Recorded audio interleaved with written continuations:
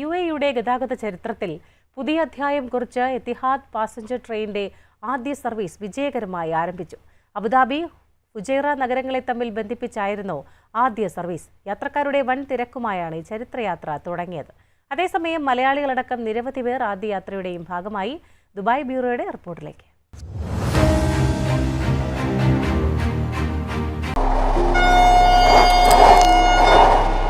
UAE-യുടെ പൊതുഗതാഗതത്തിൽ പുതിയ പ്രഭാതമായിരുന്നു ഇത്. UAE തലസ്ഥാനമായ അബുദാബിയെയും വടക്കൻ നഗരമായ ഫുജൈറയെയും ബന്ധിപ്പിച്ച് ജൂൺ 30 ചൊവ്വാഴ്ച പുലർച്ചെ ആദ്യ സർവീസ് ആരംഭിച്ചു. ഫുജൈറയിൽ നിന്ന് അബുദാബിയിലേക്കുള്ള ആദ്യ ട്രെയിൻ പുലർച്ചെ 5:34 യാത്ര ആരംഭിച്ചു. പുലർച്ചെ 5 തന്നെ മലയാളികൾ ഉൾപ്പെടെയുള്ള കന്നി യാത്രക്കാർ എത്തിയിരുന്നു. ഫുജൈറയിൽ നിന്നും 105 മിനിറ്റിനുള്ളിൽ അബുദാബിയിലെത്തി. അതായത് നേരത്തെ നിശ്ചയിച്ചതിൽ നിന്നും 7 മിനിറ്റ് നേരത്തെ ട്രെയിൻ എത്തി. ഭിന്നശേഷിക്കാരനായ UAE സ്വദേശി ഹമദ് മൻസൂർ അൽ ബലൂഷി ആദ്യ യാത്രയ്ക്ക് 1 നമ്പർ സീറ്റിലെ യാത്രക്കാരനായി.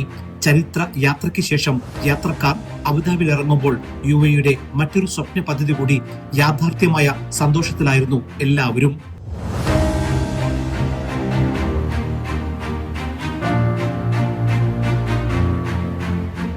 اليوم 6 رحلات إن شاء الله، 3 من أبو ظبي للفجيرة و3 من فجيرة لأبو ظبي، وإلى الآن اللهم لك الحمد تشوف في إقبال كبير على الموضوع.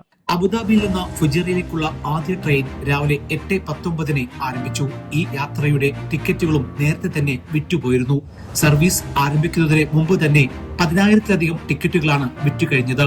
ഇനി സെപ്റ്റംബർ 30 ദുബായിലെ എത്തിഹാദ് റെയിൽ പാസഞ്ചർ സ്റ്റേഷനായ ജുമേറ ഗോൾഫ് എസ്റ്റേറ്റ് സ്റ്റേഷൻ ഉദ്ഘാടനം ചെയ്യപ്പെടും. ദുബായ് മെട്രോ ചുവപ്പ് പാതയിലുള്ള ജുമേറ ഗോൾഫ് എസ്റ്റേറ്റ് മെട്രോ സ്റ്റേഷനുമായി ബന്ധിപ്പിച്ചാണ് ദുബായ് എത്തിഹാദ് സ്റ്റേഷൻ പ്രവർത്തിക്കുക. ഇതോടെ ദുബായ് മെട്രോ യാത്രക്കാർക്ക് എത്തിഹാദ് റെയിൽ ഒരു മികച്ച കണക്ടിവിറ്റിയാകും. 2026 ഡിസംബർ 30 അബുദാബിയിലെ അൽ ദഫ്ര സ്റ്റേഷനും 2027 മാർച്ചിൽ ഷാർജ യൂണിവേഴ്സിറ്റി സ്റ്റേഷനും പ്രവർത്തനം ആരംഭിക്കും. ഇതോടെ UAE-യുടെ ഗതാഗത ചരിത്രത്തിൽ മറ്റൊരു പുതുയുഗത്തിനു കൂടി തുടക്കമാകും. Jai Hind news, Dubai. One anchor every week, 20 years, 1,000 episodes on one TV channel. Middle East this week, an Elvis Chumar TV show. Exclusively on Jai Hind TV. Stay tuned for the 1,000 countdown.